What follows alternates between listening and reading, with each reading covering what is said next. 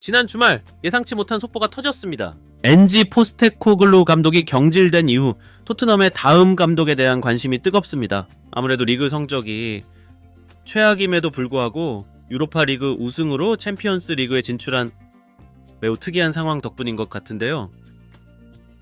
그 전부터 많은 이야기가 나왔던 감독들은 본머스의 안도니 이라올라 감독이나 플럼의 마르코 실바 감독 얘기가 많았죠. 그런데 갑작스럽게 급부상한 감독이 있으니 바로 브렌트포드의 토마스 프랭크 감독입니다.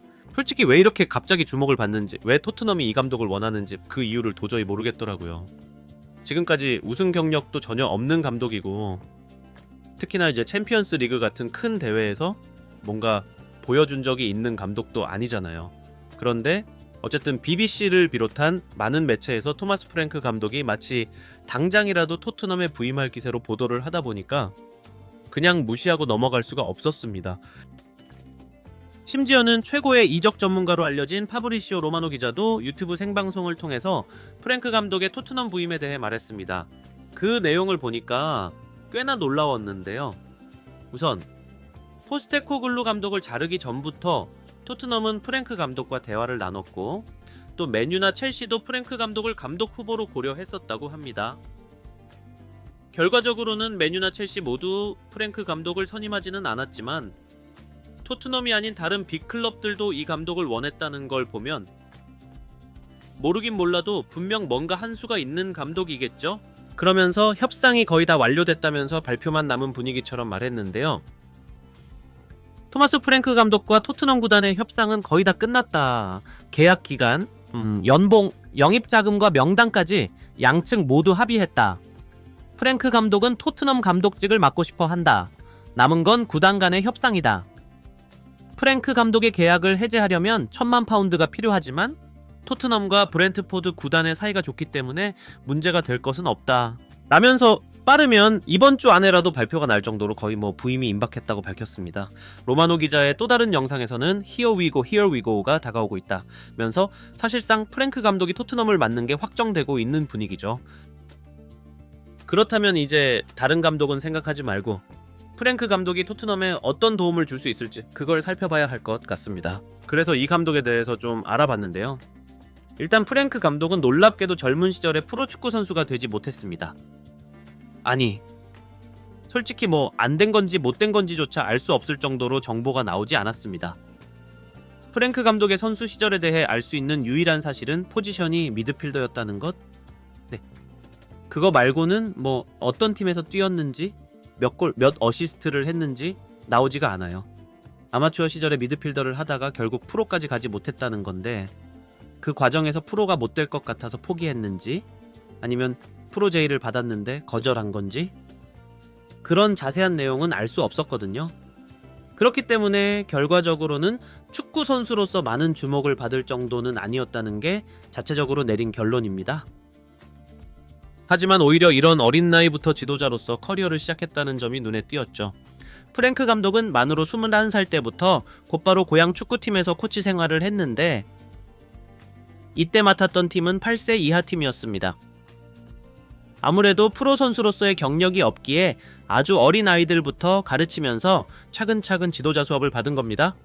8세 이하, 12세 이하 팀을 맡은 4년 동안 동시에 스포츠 학사 학위까지 공부하면서 프랭크 감독은 착실히 지도자 준비를 했죠. 사실 이때도 아마추어 팀 코치였기 때문에 프랭크 감독이 고향의 유소년 팀을 이끌고 어떤 성적을 냈는지는 기록이 없습니다. 그러나 선수 시절과는 달리 코치 시절에는 나름대로 큰 인정을 받은 것 같은데요. 고향팀의 유소년 팀을 맡아서 지도자가 된 지 13년 만에 덴마크의 연령별 대표팀의 감독으로 임명되는 일이 있었거든요.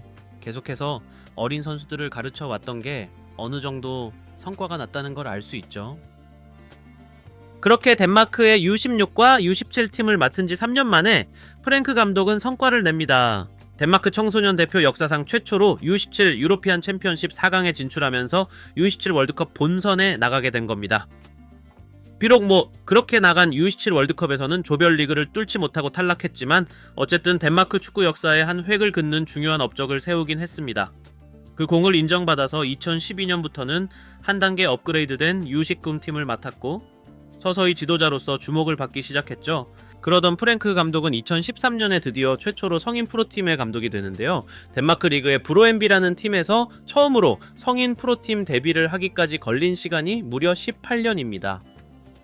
네, 10년이면 강산이 바뀐다고 하는데 거의 강산이 2번 바뀔 정도의 기간 동안 유소년 선수들만 지도하면서 칼을 갈다가 드디어 성인팀을 지도하게 된 프랭크 감독이었죠. 그가 부임한 브로엠비는 리그에서 연달아 9위로 그렇게 뛰어난 성적을 거둔 팀은 아니었는데요. 프랭크 감독이 팀을 맡은 3시즌 동안 4위를 기록하면서 유로파 리그에 진출, 팀의 성적을 확실하게 끌어올렸습니다. 하지만 유로파 리그 본선까지는 진출하지 못해서 제대로 된 유럽 대항전 경험은 못했습니다. 그러면서 3년 만에 브로엠비를 떠나게 됐는데 그 과정이 좀 재밌습니다. 브로엠비의 회장이 자기 아들의 계정을 이용해서 온라인 커뮤니티에 프랭크 감독을 비판하면서 사이가 돌이킬 수 없이 틀어진 겁니다. 당시 클럽 지분의 25%를 소유하고 있던 구단 회장의 아들 계정으로 감독 욕을 하면서 팀의 여론 자체가 프랭크 감독에게 안 좋아졌고, 프랭크 감독은 이 사실을 알았는지 몰랐는지 공개적으로 회장과의 불화를 털어놓기도 했죠. 브로엠비의 회장과 나의 관계가 때때로 경색되었다는 것은 공공연한 사실이다. 언론에 엄청난 관심이 쏟아지던 최근 며칠 동안 그와 이야기를 나눴다. 그 결과 우리는 협력 관계를 끝내기로 했다.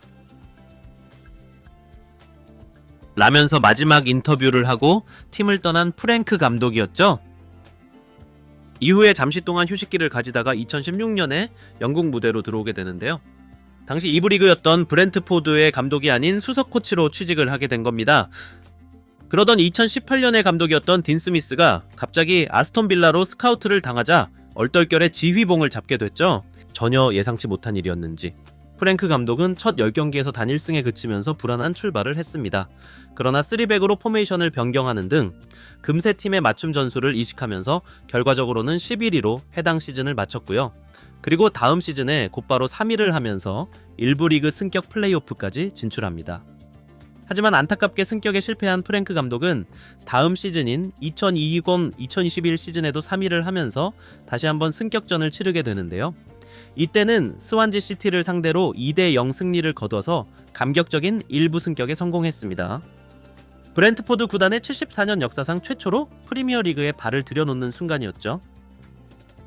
그 이후로 지금까지 쭉 브렌트포드를 이끌면서 1부 리그에서 중위권 수준의 성적을 유지했는데 알고 보니까 맨시티의 과르디올라 감독 다음으로 오랜 기간 1부에서 버틴 감독이더라고요. 우승 경험이 전무하고 챔스 수준의 대회도 치러본 적이 없는 감독임에도 불구하고 프랭크 감독이 인기 있는 이유는 바로 그의 치밀한 경기 계획 때문인데요.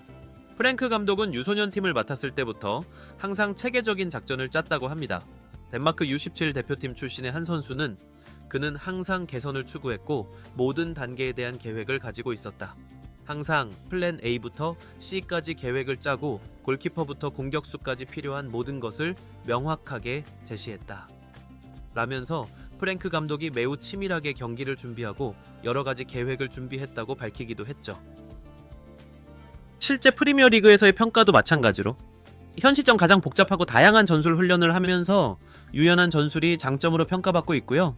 닭공 전술만 고집하다가 리그에서 대실패한 엔지 감독보다 이 점은 확실히 나아 보이는데 지금까지 빅클럽 경험이 전혀 없기 때문에 그 부분이 많이 걱정입니다. 솔직히 유럽 대항전을 겪어본 감독과 아닌 감독은 차원이 다르거든요. 아직 손흥민이 잔류할지, 프랭크 감독은 손흥민을 어떻게 생각할지 이 부분도 알 수는 없어서 추측은 삼가겠습니다. 여러분들은 프랭크 감독 어떻게 생각하시나요? 댓글로 많은 의견 부탁드립니다.